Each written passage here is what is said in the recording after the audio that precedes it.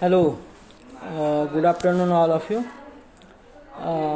Last लेक्चरला आपण carbocation हा जो इंटरमिडिएट आहे, रिॲक्टिव्ह इंटरमिडिएट, याचा आपण स्टडी करत होतो. तर कार्बोकॅटायन म्हणजे काय, डेफिनेशन, स्ट्रक्चर आणि जनरेशन आपण गेल्या लेक्चरला बघितलेलं आहे. आजच्या लेक्चरला आपल्याला त्याची स्टॅबिलिटी डिस्कस करायची आहे. तर त्याच्या आधी मी पहिल्यांदा परत एकदा आपला झालेला जो पार्ट आहे तो परत मी एकदा काय करतो, त्याचं रिव्हिजन करतो. आपण कार्बोकॅटायन म्हणजे काय म्हटलेलं होतं बघा.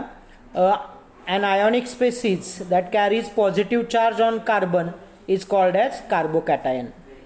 म्हणजे अशी आयोनिक स्पेसीज की ज्या आयोनिक स्पेसीजवरती पॉझिटिव्ह चार्ज असतो आणि बेसिकली ती आयोनिक स्पेसीज काय असते, कार्बन स्पेसीज असते.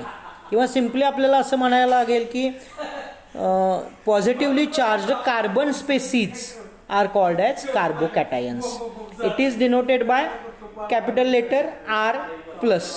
म्हणजे कॅपिटल लेटर आर लिहायचं, कॅपिटल आर लिहायचं आणि त्याच्या डोक्यावरती काय साईन काढायचं, पॉझिटिव्ह साईन काढायचं. आर प्लस या लेटरनं कार्बोकॅटायन जनरली काय केलं जातात, दाखवले जातात. Depending upon nature of carbon, carbocations are classified or they are also simply called as carbanium ion and carbonium ion. Carbenium ion मध्ये पॉझिटिव्हली चार्ज्ड कार्बन असतो. तो पॉझिटिव्हली चार्ज्ड कार्बन ट्रायव्हॅलंट असतो. म्हणजे त्या कार्बनच्या सभोवती 3 बॉन्ड असतात. तर कार्बोनियम आयनमध्ये कार्बोनियम आयन हा जो कार्बोकॅटायन आहे, या कार्बोकॅटायनला तो पेंटाव्हॅलंट असतो. Carbonium ion carbocation, it is pentavalent. That means here carbon having 5 bonds around it. For example CH5C+.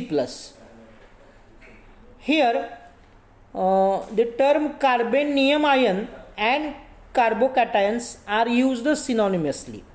म्हणजे हे दोन्ही शब्द कार्बोकॅटायन आणि कार्बेनियम आयन हे दोन्ही समानार्थी शब्दानं वापरले जातात. जनरली कार्बोकॅटायन्स हे टर्शरी असतात, सेकंडरी असतात, प्रायमरी असतात, ॲज वेल ॲज मिथिल कार्बोकॅटायन असतो. म्हणजे टर्शरी कार्बोकॅटायन, उदाहरण तुम्हाला मी दाखवतो. या ग्राफमध्ये जर आपण बघितलं तर इथं या डायग्राममध्ये आपल्याला दिसून येईल टर्शरी कार्बोकॅटायन आपल्यासमोर आहे बघा. First example. सेकंड दिसतं एक्झाम्पल ते secondary carbocation. Third primary carbocation आणि लास्ट वन आहे मिथिल कार्बोकॅटायन. यानंतर आपण कार्बोकॅटायन्स कसा तयार होतो यासाठी आपण जनरेशन ऑफ कार्बोकॅटायन असं म्हटलं. Carbocations generally formed by heterolytic bond fission. आपण होमोलिसिस आणि हेट्रोलिसिस बघितलेलं आहे ना, होमोलॅटिक फिशन आणि हेट्रोलॅटिक फिशन. त्यातल्या हेट्रोलॅटिक फिशननं कार्बोकॅटायन्स तयार होतात. याच्या 3 मेथड्स आपण गेल्या लेक्चरला बघितलेल्या आहेत. त्या 3 मेथड्स कोणत्या बघा. त्या मेथड्सची नावं सांगतो मी, कारण आपण लास्ट लेक्चरला त्या डिटेल्स बघितलेल्या आहेत. विथ रिॲक्शन, प्रॉपर एक्झाम्पलनं आपण बघितलेल्या आहेत. सॉल्वोलिसिस ही पहिली मेथड आपण बघितली. त्या मेथडनं आपण काय तयार केलं, कार्बोकॅटायन्स कसे तयार होतात बघितलं. सेकंड मेथड होती ती डिअमायनेशन ऑफ अमाइन्स. यामध्ये आपण डायझोनियम सॉल्ट घेतलेला आणि त्या डायझोनियम सॉल्टचं डिकम्पोजिशन केल्यानंतर कार्बोकॅटायन कसा तयार होतो हे बघितलं. आणि त्यानंतर थर्ड मेथड जी आहे ती ॲडिशन ऑफ ॲसिड ही मेथड आपण बघितली. आणि ॲडिशन ऑफ ॲसिडमध्ये आपण alkenes, carbon carbon double bond किंवा ओलेफिनिक कंपाऊंड्स घेतले आणि त्यापासून कार्बोकॅटायन्स कसे तयार होतात हे आपण बघितलेलं आहे. त्याचबरोबर मागच्या लेक्चरला आपण कार्बोकॅटायनचं स्ट्रक्चर कसं असतं याबद्दल सुद्धा आपण डिस्कशन केलेलं होतं. आता बघा, हे तुम्हाला इथं या डायग्राममध्ये दिसतंय का, हे कार्बोकॅटायनचं स्ट्रक्चर आहे, जॉमेट्री आहे.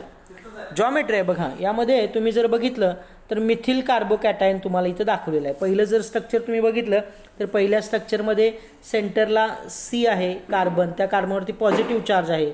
त्यानंतर 3 लोब काढलेले आहेत बघा. त्या 3 लोबमध्ये sp2 असं लिहिलेलं आहे आणि त्या 3 लोबला 3 म्हणजे प्रत्येकी एक हायड्रोजन ॲटम काय आहे, अटॅच आहे. हा टॉप व्ह्यू आपल्याला दाखवलेला आहे त्या स्ट्रक्चरचा. आणि इथं साईड व्ह्यू जर आपण बघितला तर साईड व्ह्यूमध्ये आपल्याला असं दिसून येतं की हा मिथिल कार्बोकॅटायनचं स्ट्रक्चर आहे आणि या स्ट्रक्चरमध्ये बघा हॉरिझॉन्टल एक पुढं एच आहे कार्बनच्या, त्याचबरोबर दोन्ही कार्बनच्या बॅक साईडला 2 हायड्रोजन ॲटम अटॅच आहेत. सेंटरला जो कार्बन आहे त्याच्यावरती पॉझिटिव्ह चार्ज आहे आणि एक अनहायब्रिडाइज्ड स्टेटमधलं पी ऑर्बिटल आहे, ज्याला पी व्हॅकंट ऑर्बिटल असं म्हटलंय बघा. तर हे जे स्ट्रक्चर आहे आपल्यासमोर दिसतंय हे कार्बोकॅटायन जो आपण म्हटलंय ना मिथिल कार्बोकॅटायन किंवा कार्बेनियम आयन याचं हे स्ट्रक्चर आहे. हा मिथिल कार्बेनियम आयन जो आपल्याला दिसतोय त्याची जॉमेट्री जी आहे ती जॉमेट्री ट्रायगोनल कोप्लेनर जॉमेट्री आहे विथ बॉन्ड अँगल 120 डिग्री. 120 डिग्रीचा बॉन्ड अँगल आहे. पॉझिटिव्हली चार्ज्ड कार्बन ॲटम जो सेंटरला आहे तो sp2 हायब्रिडाइज्ड आहे आणि तिन्हीच्या तिन्ही जे पी ऑर्बिटल्स आहेत sp2 हायब्रिड ऑर्बिटल जे आहेत ती हायड्रोजन बरोबर बॉन्ड फॉर्मेशनमध्ये आहेत. आणि एकच इथं ऑर्बिटल आपल्याला असं दिसतं की ते एम्प्टी ऑर्बिटल आहे, त्याला व्हॅकंट ऑर्बिटल असं म्हटलेलं आहे. ते पी हे व्हॅकंट ऑर्बिटल इथं आपल्याला अनहायब्रिडाइज्ड स्टेटमध्ये दिसतं. म्हणजे कार्बेनियम आयन किंवा कार्बोकॅटायनची जर जॉमेट्री आपण बघायचं म्हटलं तर ती जॉमेट्री ट्रायगोनल कोप्लेनर अशी जॉमेट्री आहे, ज्याच्यामध्ये बॉन्ड अँगल जो आहे तो बॉन्ड अँगल कितीचा आहे 120 डिग्रीचा आहे. आता आपण आजच्या लेक्चरला काय करणार आहोत तर स्टॅबिलिटी डिस्कस करणार आहोत. कुणाची स्टॅबिलिटी डिस्कस करायची आपल्याला? कार्बोकॅटायनची स्टॅबिलिटी डिस्कस करायची आहे. Stability of carbocations depends upon following factors. Carbocations are stabilized by some factors. Here first factor it is called as, पहिला जो फॅक्टर इथं आपल्याला घेतलेला आहे तो पहिला फॅक्टर रेझोनन्स हा फॅक्टर आहे. रेझोनन्सनुसार आपण कार्बोकॅटायनची स्टॅबिलिटी कशी डिस्कस करणार आहोत तर जर आपण बघितलं रेझोनन्समध्ये कार्बोकॅटायनची स्टॅबिलिटी कशी डिस्कस करणार तर पॉझिटिव्हली चार्ज्ड कार्बन म्हणजे एखाद्या स्पेसीजमध्ये एखाद्या कंपाऊंडमध्ये जर पॉझिटिव्हली चार्ज्ड कार्बन असेल तर त्याचा जो पॉझिटिव्ह चार्ज आहे तो पॉझिटिव्ह चार्ज आपण काय करणार आहोत रेझोनन्स कॉन्ट्रीब्युशननं तो आपण एका कार्बनवरून दुसऱ्या कार्बनकडे कसा डिस्पर्स होतोय किंवा डिलोकलाइज्ड होतोय हे आपण इथं त्याच्या दाखवणार आहोत आणि त्यानुसार त्याची स्टॅबिलिटी काय करणार आहोत डिस्कस करणार आहोत. म्हणजे resonance in allyl and benzyl carbocations. Here resonance contributes more than any other factors towards the stability of reactive intermediates. It disperses their charge. म्हणजे त्या कार्बन ॲटम वरती असणारा पॉझिटिव्ह चार्ज आहे ते डिस्पर्स करतात from one item to another. म्हणजे एका कार्बनकडून तो दुसऱ्या कार्बनकडे कसा डिस्पर्स करायचा हे आपण रेझोनन्स स्टॅबिलायझेशनमध्ये बघणार आहोत.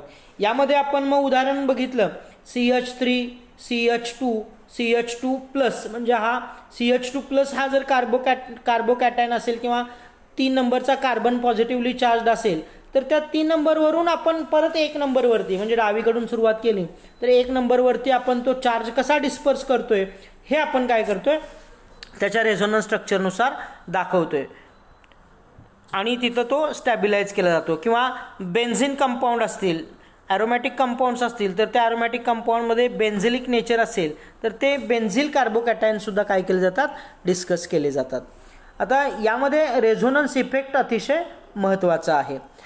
हायपर कॉन्ज्युगेशनसुद्धा इथं हा फॅक्टर काय केला जातो कार्बोकॅटायनची स्टॅबिलिटी दाखवण्यासाठी आपल्याला इथं वापरला जातो. Hyperconjugation it leads to charge delocalization.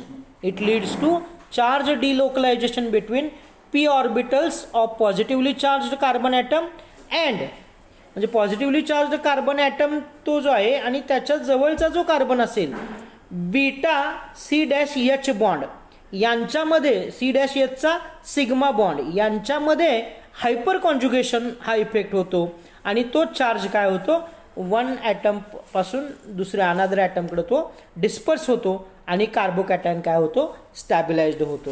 त्याचबरोबर इंडक्टिव्ह इफेक्ट आहे. Inductive effect means permanent polarisation created by temporary or sharing of pi electrons. Permanent polarisation created by temporary sharing of pi electrons.